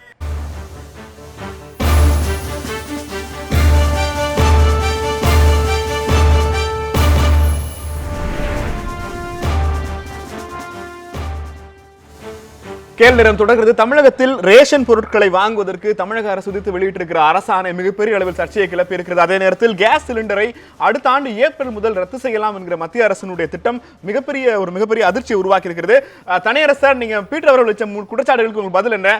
தொடர்ச்சியாக மத்திய அரசினுடைய திட்டங்களுக்கு பதில் சொல்ல முடியாமல் அது தமிழகத்தில் அமல்படுத்தித்தான் தீர வேண்டும் என்கிற ஒரு முடிவுக்கு நீங்க வந்தீங்கன்னா மக்கள் விரோத இந்த ஆட்சி அகற்றுவதற்கு பேசாம நீங்க ராஜினாமா பண்ணிட்டு போகலாம் அப்படிங்கிறார் பீட்டர். உங்க பதில் என்ன தனியரசு? இல்ல ஆனா ஒரு அரசியல்ல ஆழ்ந்த புலமையை பெற்றிருக்கிற அண்ணன் பீட்டர் அல்போன்ஸ் சொன்ன அடுக்கடுக்கான சொன்ன வார்த்தைகள்ல வாதங்கள்ல உண்மை இல்லைன்னு நான் மறுக்கல. அது முழுக்க அண்ணா சொல்றதுல நம்ம உடன்படுறேன். ஆனாலும் நம்ம ஏற்கனவே இப்ப காங்கிரஸ் கட்சி சட்டமன்ற உறுப்பினரை குஜராத்துக்குள்ள வச்சிருக்க முடியாம பெங்களூர்ல கொண்டுட்டு வந்து பாதுகாக்கிற அளவுக்கு தான் பாரதிய ஜனதா கட்சியினுடைய நடவடிக்கை இருக்குதுன்னு அண்ணனுக்கு தெரியும்.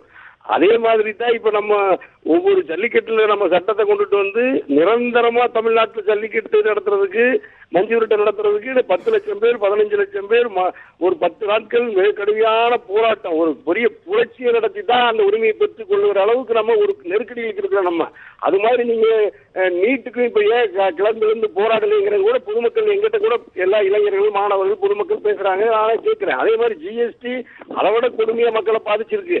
நீங்க ஒவ்வொரு திட்டத்துக்கும் 15 லட்சம் பேர் 20 லட்சம் பேர் நேரடியான கேள்வி. தனியரசு அவர்களுக்கு தெரிகிற தமிழக மக்கள் என்னென்ன விஷயங்களால என்னென்ன திட்டங்களால பாதிக்கப்படுறாங்கன்னு தனியரசு அவர்களுக்கு தெரிகிற இந்த விஷயம் முதலமைச்சர் எடப்பாடி அவர்களுக்கோ 35 அமைச்சர்களுக்கோ தெரியலன்னு சொல்றீங்களா, இல்ல தெரிஞ்சும் பரவாயில்லன்னு விட்டுட்டாங்கன்னு சொல்றீங்களா? இல்ல நீங்க நெருக்கடி தான். நான் உங்களுக்கு எல்லாத்துக்கும் தெரிந்த நெருக்கடி தான். என்ன நெருக்கடி? தமிழ்நாடு அரசு மத்திய அரசோடு இணைந்து பயணிக்க விரும்பலினாலும் அது இணைந்து பயணிக்க நிர்பந்தப்படுத்தப்படுகிறது. அப்படி வாங்க. அதாவது இணைந்து பயணிக்க முடியவில்லை என்றாலும் இணைந்து பயணிக்க வேண்டிய நிர்பந்தத்திற்கு தமிழக அரசு தள்ளப்பட்டு விட்டதுங்கிறத ஒத்துக்கொள்ள வேண்டிய சூழ்நிலைக்கு நம்ம வந்துட்டோம். அப்படித்தானே? இல்ல கட்டாயமா பாரதிய ஜனதா கட்சி அப்படி நிர்பந்தப்படுத்துகிறதுல பொதுமக்களுக்கு தெரியுது, அண்ணா திராவிட முன்னேற்ற கழகம் தெரியும், அரசுக்கு தெரியும், நம்ம எல்லாத்துக்கும் தெரிந்தது. அந்த நெருக்கடியை எதிர்கொள்ளுகிற அதை எதிர்த்து போராடுகிற ஆற்றலும் வலிமையும் அனைத்து அண்ணா திராவிட முன்னேற்ற கழகம் பெற வேண்டும் என்று, குறிப்பாக நம்முடைய எடப்பாடியுடைய அரசு பெற வேண்டும் என்கிறதுல நாங்க வெளியிருந்து ஒரே நிமிஷம் பாலு அவர்கள் நம்ம குறுக்கிட விரும்புகிறார். சொல்லுங்க பாலு சார். அதாவது தனியரசு மரியாதைக்குரிய அண்ணன் தனியரசு அவர்கள் என்ன பேசுவார், தொடர்ச்சியாக என்ன பேசிட்டு வர்றாரு, இது உலகறிந்த ஒரு விஷயம். அவருடைய நிலைப்பாடு அதில் எனக்கு மாற்று கருத்தில்லை. அதை பற்றி நான் நேரத்தை செலவழிக்க விரும்பவில்லை. ஆனால் எனது மதிப்புக்குரிய அண்ணன் பீட்டர் அல்போன்ஸ் அவர்கள், நானும் அவரும் நடைபயிற்சி நண்பர்கள் என்றாலும் கூட ஒரு செய்தியை இந்த நேரத்தில் நான் சொல்லியாக வேண்டும்.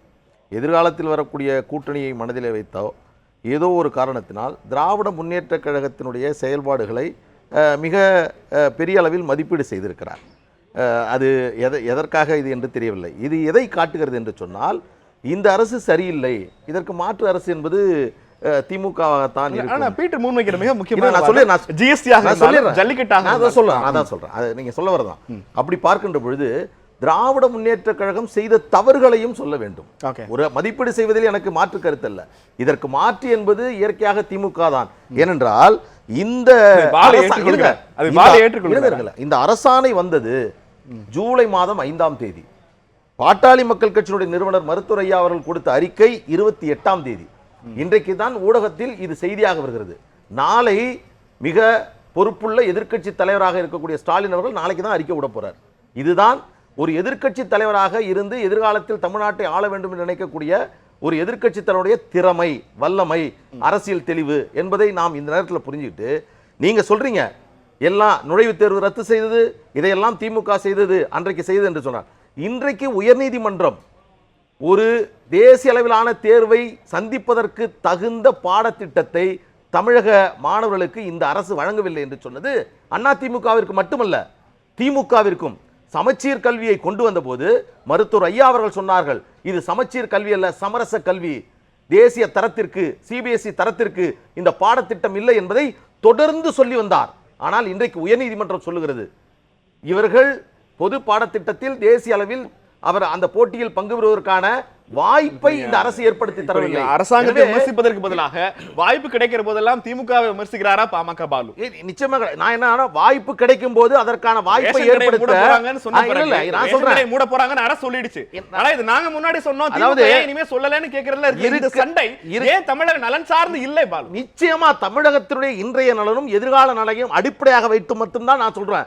நாங்கள் ஆட்சிக்கு வர வேண்டும் என்று நான் பேசவில்லை. ஆனால் இன்றைக்கு இருக்கக்கூடிய தீமையை விட பெரும் தீமை அடுத்து நடந்துவிடக் கூடாது என்று எச்சரிக்க வேண்டிய பொறுப்பு, சமூக பொறுப்பு எனக்கு. தனியரசு அவர்கள் தொலைபேசி வழியாக நம்மோடு பகிர்ந்து கொண்டமைக்கு நன்றி. பாஜகவிலிருந்து பேராசிரியர் ஸ்ரீனிவாசன் அவர்கள் நம்மோடு இணைப்பில் இருக்கிறார். ஸ்ரீனிவாசன், இந்த ரெண்டு விஷயங்களுக்கு பதில் சொல்ல வேண்டியிருக்கிறது. கேஸ் மானியம் ரத்து என்று மத்திய அரசு திட்டமிட்டு இருக்கிறதுங்கிற தகவலினுடைய நம்பகத்தன்மை என்ன? ஆனா தொடர்ச்சியாக மத்திய அரசினுடைய செயல்பாடுகளை பார்க்கிற போது அதற்கான வாய்ப்புகள் இருப்பதாகத்தானே தெரிகிறது.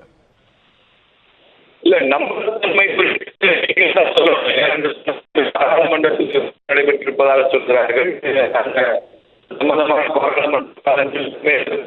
என்ன சொல்லி இருக்கிறார்கள் எல்லாம் நீங்க சொன்னது போல மார்ச் மாதத்திலிருந்து மானியம் இல்லை என்கிற மாதிரியான நேரடி தகவல்கள் எதுவும் எனக்கு கிடைக்கவில்லை. அதனால தொலைபேசியில தொடர்பு கொண்டு சில தகவல்களை கூறலாம் என்றுதான் இந்த கருத்தை நான் இங்கே பதிவு செய்ய விரும்புகிறேன். கேஸ் பொறுத்த வரைக்கும் நாட்டினுடைய பொருளாதார சீர்திருத்தத்தினுடைய தொடர்ச்சியாகத்தான் நீங்கள் அதை பார்க்கணும். ஸ்ரீனிவாசன், அவங்க தொலைபேசியில் ஏதோ கோளாறு என்று நினைக்கிறேன். நம்ம திரும்ப உங்களை தொடர்பு கொள்றோம். ஸ்ரீனிவாசன், பீட்டர் போன்ஸ் மிக முக்கியமான ஒரு கேள்வி. தொடர்ச்சியாக இந்த விஷயங்களை எல்லாம் உற்று கவனிக்கிற அல்லது தமிழ்நாட்டில் ரேஷன் கடைகள் மூடப்படுதுங்கிற மாதிரியான இந்த அரசாங்கத்தினுடைய ப்ராசஸை உணர்வதற்கு எதிர்க்கட்சிகள் தமிழகத்தில் தவறிவிட்டார்களா? பாட்டாளி மக்கள் கட்சி ஒரு அறிக்கையை கடந்த வாரமே வெளியிட்டு இருக்கிற நிலையில் திமுகவோ காங்கிரஸோ இது குறித்து கவலை தெரியவில்லை. அவங்க அதிமுக அரசையும் மத்திய பாஜக அரசையும் எதிர்ப்பதிலும் அவர்களை அடையாளம் காட்டுவதிலுமே தங்களது நேரத்தை முழுமையாக செயல்படுத்திக் கொண்டிருக்கிறார்கள். மாநில நலன் சார்ந்து இந்த கட்சிகளுக்கு பெரிய அக்கறை இல்லை அப்படிங்கிறது தான் பாமக பாலு அவர்களுடைய குற்றச்சாட்டாக இருக்கிறது. பீட்டர் சார்,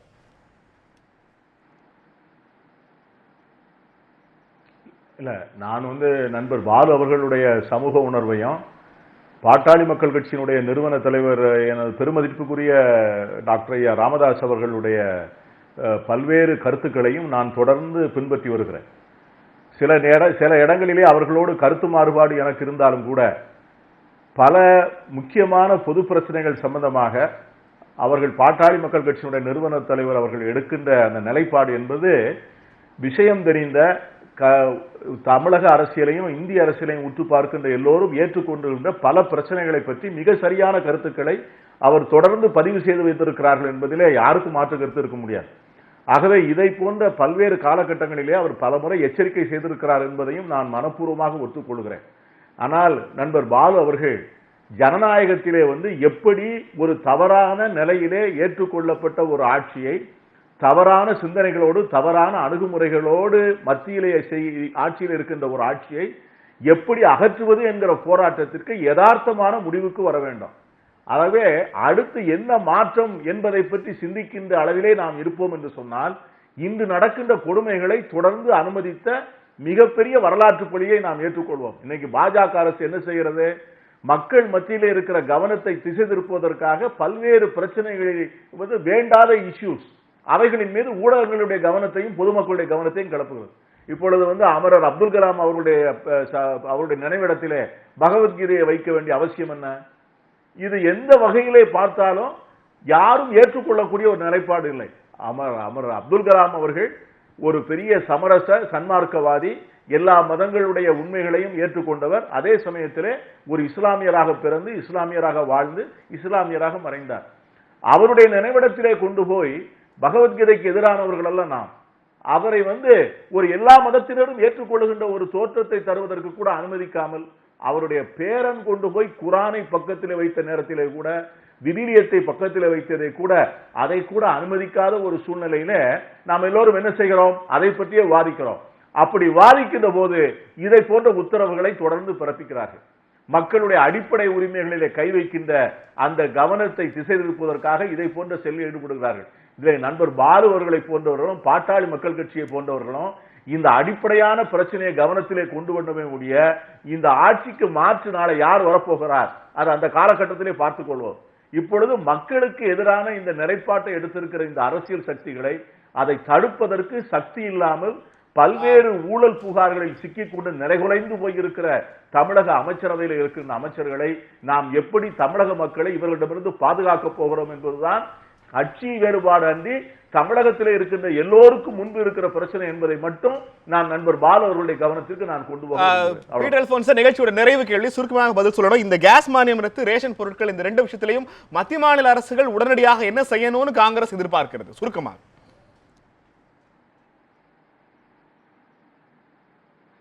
இந்த மானியத்தை, ஏழை எளிய மக்களுக்கான மானியத்தை ரத்து செய்து உத்தரவு பிறப்பித்திருந்தால் அந்த உத்தரவை வாபஸ் பெற வேண்டும். அதை வாபஸ் வருவதற்குள்ள சக்தி இன்னைக்கு மாநிலங்கள் இன்றைக்கு அரசுக்கு இல்லை என்று சொன்னால், இன்றைக்கு துணை ஜனாதிபதி தேர்தலிலே எதிர்த்து வாக்களிக்கிறோம் என்று அதிமுக நாடாளுமன்ற உறுப்பினர்கள் சொல்லிவிட்டாலே இன்னைக்கு உடனடியாக வழிக்கு வந்து விடுவார்கள். வேறு எங்கேயும் போக வேண்டாம். துணை ஜனாதிபதி தேர்தலிலே பாராளுமன்றத்தில் இருக்கக்கூடிய ஏறக்குறைய 50 உறுப்பினர்கள், அண்ணா திராவிட முன்னேற்ற குழு உறுப்பினர்கள், நாங்கள் எதிர்த்து வாக்களிப்போம் என்று சொல்லிவிட்டாலே இந்த பிரச்சனைக்கு உடனடியாக தீர்வு. நன்றி பீட்டர் அல்போன்ஸ். எனக்கு கனகராஜ் அவர்களிடம் கேட்க வேண்டிய மிக முக்கியமான கேள்வி, மத்திய மாநில அரசாங்கங்களால் என்ன செய்ய முடியும்? ஏன்னா கோரிக்கை உங்கள்கிட்ட கேட்க முடியாது. என்ன செய்ய முடியும், என்ன செய்ய போறாங்க நீங்க நினைக்கிறீங்க? அதாவது மாநில அரசாங்கத்தை பொறுத்தளவில், அதாவது பாலுசார் சொன்னதில் எனக்கு ஒரு டிஃப்ரென்ஸ் ஆஃப் ஒப்பீனியன் இருக்குது. அது இங்கே பதிவு பண்ணணும்னு நினைக்கிறேன். ரொம்ப முக்கியமான விஷயம் என்னவென்றால், மாநில அரசுகள் என்ன விதமான உணவு பாதுகாப்பு அல்லது பொது விநியோக முறை வைத்திருந்தாலும் அதை பற்றி எனக்கு கவலை இல்லை என்று நிர்பந்தம் கொடுக்கிற மத்திய அரசின்பால் நம்முடைய கோபம் திரும்பவில்லை என்றால், அவங்களே நாளைக்கு ஆட்சிக்கு வந்தாலும் அதை செய்ய முடியாது என்பதை தயவு செய்து புரிந்து கொள்ள வேண்டும். மாநில அரசுக்கு வரி வருவாயை ஏற்படுத்துகிற எந்த ஏற்பாடும் இல்லை. இன்றைக்கு ஜிஎஸ்டியில் இருக்கக்கூடிய ஒரே ஒரு விஷயம் என்னென்னா, நீங்கள் பெரிய டிசாஸ்டர் ஏதாவது வந்தால் அப்போவும் கூட நீங்கள் அந்த ஜிஎஸ்டி கவுன்சிலுடைய ஒப்புதல் பெற்றுத்தான் பண்ண முடியும். மாநில அரசாங்கத்தினுடைய ஒட்டுமொத்தமான வரி வருவாயையும் அவங்க மத்தியப்படுத்திட்டாங்க. எனவே சார் கூட சொன்னார், கரெக்டு, 8333 ரூபாய்னு இங்கே கரெக்டாக பாயிண்ட் அவுட் பண்ணது முதல்ல டாக்டர் ராமதாஸ் அவர்கள் என்பதில் எனக்கு சந்தோஷம். ஆனால் பிரச்சனை என்னென்னா, சிபிஎம் இது வரும்போதே சொன்னது, உணவு பாதுகாப்பு சட்டம் வரும்போதும் சரி, பிஜேபி படி சொல்லும் போதும் சரி, நீங்கள் போன தேர்தலில் பிஜேபியோடு சேர்ந்து நிற்கும் போது நாங்கள் சொன்னோம், இவர்கள் ஆட்சி பொறுப்புக்கு வந்தால் எந்த மானியமும் தேராது என்பதை சொல்லியிருக்கிறோம். நீங்கள் எய்கிறவருக்கு எல்லா விதமான சாப்பாடும் கொடுத்துட்டு அந்த அம்பு மட்டும் என்னை குத்தாமல் இருக்கணும்னு நினச்சிங்கன்னா அது சாத்தியமில்லை. இப்போதைக்கு மத்திய அரசாங்கத்துக்கு எதிராக மாநில அரசுகள் அனைத்தும் ஒன்று திரள்வது மட்டும்தான் இதில் மத்திய அரசாங்கத்தை அட்லீஸ்ட் நீங்கள் போகிறதுக்கு முன்னால் தடுக்குமே தவிர, அதை தவிர சாத்தியமான வாய்ப்புகள் இருப்பதாக நான் நினைக்கவில்லை. எனவே மாநில அரசு, மாநிலத்தில் இருக்கக்கூடிய கட்சிகள், மற்ற இயக்கங்கள் அனைவரும் ஒன்று திரண்டு கொள்கை வேறுபாடுகளை எல்லாம் வைத்துவிட்டு இந்த ஏழை மக்களுக்கான மானியங்களை ரத்து செய்கிற இந்த மிக மோசமான நடவடிக்கையை இவர்கள் கைவிட வேண்டும் என்கிற கோரிக்கையை வைக்க வேண்டும். நன்றி கனகராஜ். எனக்கு பொருளாதார நிபுணர் அருண் அவர்களிடம் இந்த ரெண்டு பிரச்சனைகளுக்கும் அரசாங்கங்கள் என்ன மாதிரியான தீர்வுகளை குறைந்தபட்சமா மக்கள்கிட்ட முன்வைக்க முடியும் நினைக்கிறீங்க? சுருக்கமா சொல்லலாம்.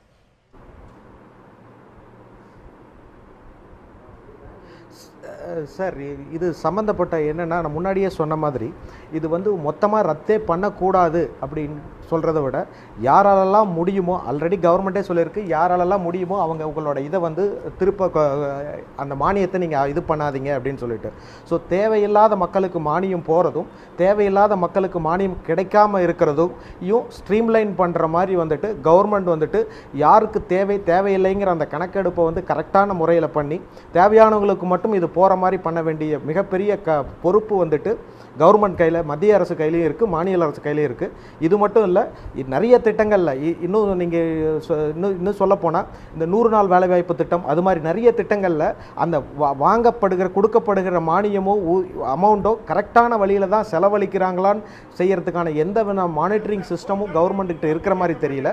ஸோ நீங்களே நிறைய இடங்களில் பார்க்கலாம் அது மாதிரி விஷயங்கள் எவ்வளோ வேஸ்ட் ஆகிட்டு இருக்குன்னு சொல்லிட்டு.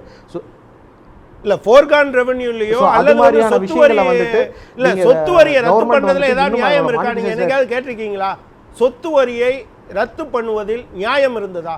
இவ்வளவு சொத்து வச்சிருந்தா அதுக்கு வரி சார், அதை ரத்து பண்ணதுல என்ன நியாயம் இருக்க முடியும் என்று நீங்க நினைக்கிறீங்க? சார், இது நாம தான் சார் கேட்கணும், நாங்க கேட்கறது இல்லை, இதை நாம தான் கேட்கணும். எல்லாரும் சேர்ந்து தான் நாம இதை அவர் ஆதரிக்கிறார், ஒன்றும் பிரச்சனை இல்ல சார், சொத்து வரியை ரத்து பண்ண எந்த விதமான நியாயமும் இல்லைனாலும் இது கேட்க வேண்டிய கடமை நம்ம கிட்ட தானே இருக்கு. நன்றி யாரும் நன்றி. எனக்கு பால அவர்கள் நிறைவு கேள்வி. அரசாங்கம், மத்திய மாநில அரசுகள் இந்த கேஸ் மானியம் மற்றும் ரேஷன் கடைகள்ல அடுத்து என்ன செய்யணும்னு எதிர்பார்க்குறீங்க சுருக்கமா? அதாவது இந்த கணக்கெடுப்பு நடத்துவதற்கான இந்த நடவடிக்கையை தமிழக அரசு உடனடியாக கைவிட வேண்டும். சரி, ஒருவேளை கணக்கெடுப்பு நடத்தி இதுதான் ரேஷியோ, இவர்கள் எத்தனை என்ற முடிவுக்கு வந்துவிட்டால் அடுத்த இடத்திற்கு மிக எளிதாக நாம் சென்று விடுவோம்.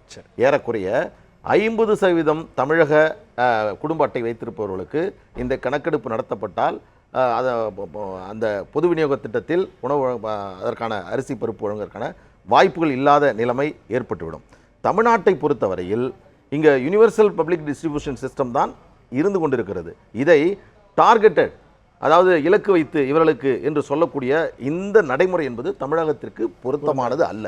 இந்த தருணத்தில் அண்ணன் பீட்டர் அவர்களுக்கும் அண்ணன் கனகராஜ் அவர்களுக்கும் நான் ஒரு நன்றியை தெரிவிச்சுக்கணும். என்னென்னா, அரசியல் மாச்சரியங்களை கடந்து பாமக நிறுவனர் மருத்துவர் ஐயா அவருடைய செயல்பாடையும் பாட்டாளி மக்கள் கட்சியினுடைய நோக்கத்தையும் நீங்கள் மதிப்பீடு செய்ததற்கு நன்றி. ஆனால் அதே வேளையில் காங்கிரஸை விட, இடதுசாரிகளை விட, அவர்களும் செய்கிறார்கள், அவர்களை விட பாஜகவினுடைய அந்த மதவாத அந்த செயல்பாடுகளையும் அவருடைய எண்ணத்தையும் உடைத்தெறிய வேண்டும் என்பது வேரடி மண்ணோடு அரசியல் ரீதியாக கூட்டணி பாஜகவோடு வைத்ததற்கு நாமும் ஒரு காரணம் என்பதை அண்ணன் கனகராஜ் அவர்கள் புரிந்து கொள்வார்கள்.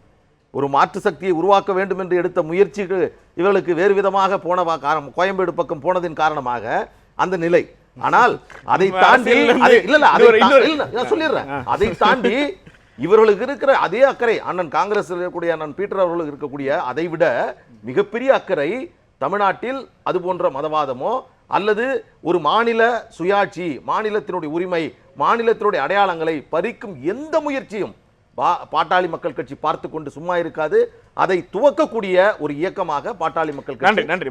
திருச்சியிலிருந்து நம்ம நிகழ்ச்சியை தொடங்குகிற போது ஒரு பொதுமக்களினுடைய பிரதிநிதி அறிமுகப்படுத்தியிருந்தோம். அந்த வகையில் தற்போது இந்த 2 அறிவிப்புகள் குறித்தும் திருச்சியிலிருந்து ஃபாத்திமா என்கிற ஒரு குடும்ப தலைவர் நம்ம இணைப்பில் இருந்திருக்கிறார். அவரிடம் கேட்கலாம், இந்த 2 விஷயங்கள்ல கேஸ் மானியம் ரத்து மற்றும் இந்த சிலிண்டர் ரேஷன் பொருட்களுடைய வாங்குவதற்கான கட்டுப்பாடு, இது 2 பத்தி என்ன நினைக்கிறீங்கம்மா? சார், இது ரொம்ப தவறான ஒரு செயல் சார். இன்னைக்கு ஒரு சாதாரண குடும்ப பெண்ணுன்னு சொல்றாங்க. இன்னைக்கு ஒரு சித்தாள் வேலைக்கு போறவங்களுக்கு 200 ரூபா தான் சம்பளம். இந்த 200 ரூபா சம்பளத்தை வச்சு இவங்க எப்படி அரிசி பருப்பு வாங்கி வீட்டு வாடகை கொடுத்து இவங்க குடும்பம் நடத்துறது? ரேஷன் அரிசியை வாங்கி தான் இன்னைக்கு எத்தனையோ பெண்கள் சாப்பிட்டுட்டு இருக்காங்க. எவ்வளவோ கஷ்டப்படுறவங்க இந்த ரேஷன் பொருளை நம்பி தான் வாழ்ந்துட்டு இருக்காங்க. இன்னைக்கு ஒவ்வொரு ரேஷன் கடையிலையும் பார்த்தீங்கன்னா பலதரப்பட்ட கூட்ட மக்கள் நிற்கிறாங்க. இன்னைக்கு நமக்கு வெளியில இருந்து பார்த்தீங்கன்னா கௌரவமா இருக்கிற மாதிரி தெரியுது. ஆனா ரேஷன் பொருளை வாங்கி சாப்பிட்ற மக்கள் எத்தனையோ பேர் இருக்காங்க. எப்படிங்க சார் ரேஷன் அரிசி இவங்க கட் பண்ணலாம்? ரேஷனுக்கு தர மானியத்தை இவங்க எப்படி கட் பண்ணலாம்? சிலிண்டருக்கு கொடுக்குற மானியத்தை இவங்க எப்படி கட் பண்ணலாம்? மத்திய மாநில அரசுக்கு மக்கள் மேல என்ன மரியாதை இருக்கு, என்ன பாசம் இருக்கு? சும்மா கண்டு துடைக்கிறதுக்காக ஒவ்வொரு தரமும் பேசிக்கிறதா? நாங்கள் நல்லது செய்கிறோம், மக்களுக்கு நல்லது செய்கிறோன்னு. அடிப்படை தேவை சார் மக்களுக்கு ரேஷன் பொருள். அதுக்கே இவங்க இவ்வளோ கட்டுப்பாடு விதிக்கும் போது நாளைக்கு மக்கள் எல்லாமே ஒரு அரசாட்சியில் இருக்கிற மாதிரி இல்லை, ஒரு மிலிட்டரி ஆட்சிக்கு வந்துடுற மாதிரி இருக்கு. நாம இப்பெல்லாம் மக்கள் என்ன நினைக்கிறோம்னா, பேசாம நம்ம எல்லாம் சுதந்திரம் வாங்காமே இருந்திருக்கலாமோன்னு நினைக்கிறோம். இல்ல, எனக்கு இப்ப கேட்க வேண்டிய கேள்வி, ரேஷன் கடைகள் அவ்வளவு கூட்டம் இருந்தாலும் கூட மக்கள் அந்த பொருட்களை வாங்குறாங்களா? நிறைய ரேஷன் கார்டுகள்ல ஃபோர்ஜரி நடக்குது. பல பேர் ரேஷன் அரிசி வாங்கி வெளியில வித்துக்கிட்டு இருக்காங்க. பல மற்ற மாநிலங்களுக்கு அது கடத்தப்படுதுன்னு பல்வேறு புகார்கள் இருக்கு. ரேஷன் அரிசி இந்த விற்பனை எப்படிதான் அரசாங்கம் ஒழுங்குபடுத்தும் நினைக்கிறீங்க?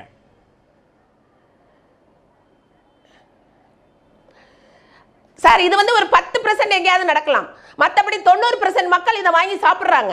இதை வாங்கி சாப்பிட்றவங்கள நீங்க சராசரி எல்லா பக்கமும் பார்க்கலாம். ரேஷன்ல போடுற ஜீனியில இருந்து, அரிசியில இருந்து, பருப்புல இருந்து இது எவ்வளவோ மக்களுக்கு உபயோகமா இருக்கு. சார், இந்த அரிசி 20 கிலோ கொடுக்குறீங்க. இந்த 20 கிலோவை எப்படி சார் வெளியே விற்க முடியும்? இன்னைக்கு எத்தனை ஏழை குடும்பங்கள் சாப்பிட்டுட்டு இருக்காங்க தெரியுங்களா? நீங்க கணக்கெடுத்து பாருங்க. இவ்வளவு அரசியல் அதிகாரிகள் பேசுறாங்க, அரசியல்வாதிகள் பேசுறாங்க. அவங்க கிட்ட எல்லாம் கணக்கெடுக்க சொல்லுங்க சார். கீழ்மட்டத்துக்கு வாங்க சார். மேல் மட்டத்துல இருந்து பாத்தீங்கன்னா உங்களுக்கு தெரியாது. கீழ்மட்டத்துக்கு வாங்க. எத்தனை பேர் அந்த ரேஷன் அரிசியால குடும்பம் நடத்துறாங்கன்னு பாருங்க. நீங்க ரேஷனுக்கு கொடுக்க, அந்த சிலிண்டருக்கு கொடுக்குற மானியத்துல எத்தனை பேர் குடும்ப பிரச்சனைகளை தீர்க்கிறாங்கன்னு பாருங்க. 100 ரூபாங்கிறது இன்னைக்கு ஒரு பெரிய விஷயமா இருக்கு சார் எங்களுக்கு. அது எப்படி சார் எல்லா மானியத்தையும் இவங்க கட் பண்ணுவாங்க? ஓட்டு கேட்கும் போது மட்டும் எங்கள்கிட்ட ஆயிரக்கணக்கான வார்த்தைகளை பத்தி பேசுறாங்க. மானியத்தை கட் பண்ணும்போது மக்கள் பிரதிநிதிகள்கிட்ட இவங்க கேட்கணும் சார். குடும்ப பெண்கள்கிட்ட இவங்க சர்வே எடுக்கணும். இவங்க இஷ்டத்துக்கு சட்டம் போடுறதுக்கு இவங்களுக்கு யார் சார் அதிகாரம் கொடுத்தது? மக்கள் நாங்க தேர்ந்தெடுத்த ஆட்சி இது. நாங்க போடுறதா சார் சட்டம். இவங்க போடுறது எங்களுக்கு சட்டம் கிடையாது. இவங்க சொல்ற கருத்துக்களுக்கெல்லாம் நாங்க கேட்கணுன்றது அவசியம் கிடையாது. என்ன சார் அரசாங்கம் நடக்குது? மாநில அரசு என்ன நடக்குது? மத்திய அரசு என்னங்க சார் நடக்குது? அவங்கவுங்க ஃப்ளைட்ல போறாங்க, அவங்கவுங்க வராங்க. மேல் மட்டத்துல இருந்து பாத்தீங்கன்னா தெரியாது, கீழ் மட்டத்துக்கு வர சொல்லுங்க சார். எத்தனை ஏழை பெண்கள் இந்த அரிசியை நம்பி குடும்பம் நடத்துறாங்கன்னு சொல்லுங்க. 600 ரூபாய் சம்பளம் வாங்குற ஒரு கொத்தனார் 200 ரூபாய் குடிச்சிட்டு வந்துடுறான். மிச்சம் 400 ரூபாயில அவன் வீட்டு வாடகை கொடுக்கணும், அவன் குடும்பத்தை பார்க்கணும். இல்ல இப்ப மாநில அரசாங்கம் என்ன சொல்றாங்கன்னா, மத்திய அரசாங்கம் சொல்லுகிற போது எங்களுக்கு செய்யறத தவிர வேற வாழ்றது எங்களுக்கு வேற வழி இல்லைன்னு மாநில அரசாங்கம் சொல்கிறது. இது மத்திய அரசாங்கத்தினுடைய ஃபார்முலா. மத்திய அரசாங்கம் எப்படி சார் சொல்றது? நம்ம மாநில அரசாங்கம் கேட்கணும். சார் நம்ம சேர்ந்ததான் சார் மத்திய அரசாங்கம். மாநில அரசாங்கம் அதுக்காக முயற்சி எடுக்கணும் சார். மாநில அரசாங்கம் தான் அதுக்கான முழு முயற்சி எடுக்கணும். ஓட்டு கேட்க வர்றது மாநில அரசாங்கம் தானே, மத்திய அரசாங்கம் அப்புறம் தானே வருது. முதல்ல மாநில அரசாங்கம் நம்மள்ட்ட ஒப்பீனியன் கேட்கணும் சார். நம்ம மக்கள், ஏழை மக்கள்கிட்ட அவங்க இறங்கி வரணும். டெல்லி பாம்பேக்காரவங்களாம் கஷ்டப்படுறாங்கன்னு சொல்ல, நம்ம மக்கள்கிட்ட இறங்கி வரட்டும் சார். இன்னைக்கு விவசாயம் சுத்தமா ஒழிஞ்சு போச்சு. எங்க பார்த்தாலும் கார்பரேட் திட்டம் ஆகி போச்சு. எந்த ஒரு பொருளையும் நம்ம ஃப்ரீயா வாங்க முடியாத நிலைமை ஆகி போச்சு. இதுல ரேஷனையும் நீங்க ஊத்தி மூடிட்டீங்கன்னு வச்சுங்க, பேசாம ரேஷன்ல இனிமே ஆளுக்கு ஒரு பாட்டில் பால்டாயில கொடுத்து வித்துருங்க சார். எல்லா மக்களும் வாங்கி குடிச்சு செத்துருவாங்க. நீங்க அரசியலை நல்லா நடத்துங்க, அதுதான் நடக்கும்.